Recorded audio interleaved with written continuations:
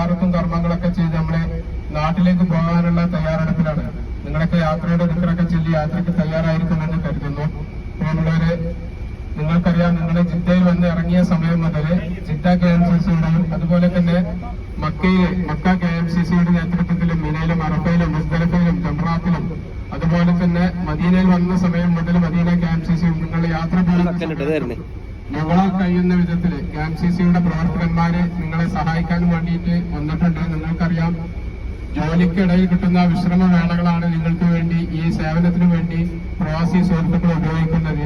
KMCC മാത്രമല്ല, മറ്റ് പല സംഘടനയുടെ പ്രവർത്തകന്മാരും നിങ്ങളെ സഹായിച്ചിട്ടുണ്ടാവും.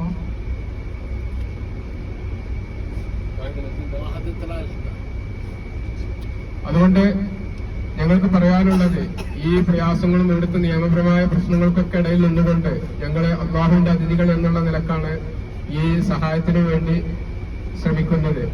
ഓരോരോ ഹജ്ജിന്റെ സമയം വരുമ്പോഴും മക്കയിലും മദീനയിലും പ്രത്യേകിച്ച് KMCC പ്രവർത്തകന്മാർക്കൊരു ആവേശമാണ്. കാരണം അടുത്ത ഹജ്ജ് വരുമ്പോ അള്ളാഹുവിന്റെ അതിഥികളാണ് വരുന്നത്. അവരെ സ്വീകരിക്കാൻ ഞങ്ങൾക്ക് എന്ത് ചെയ്യാൻ പറ്റുമെന്നുള്ള ചർച്ചകളായിരിക്കും റമദാൻ കഴിഞ്ഞാൽ പിന്നെ ഞങ്ങളുടെ സംഘടന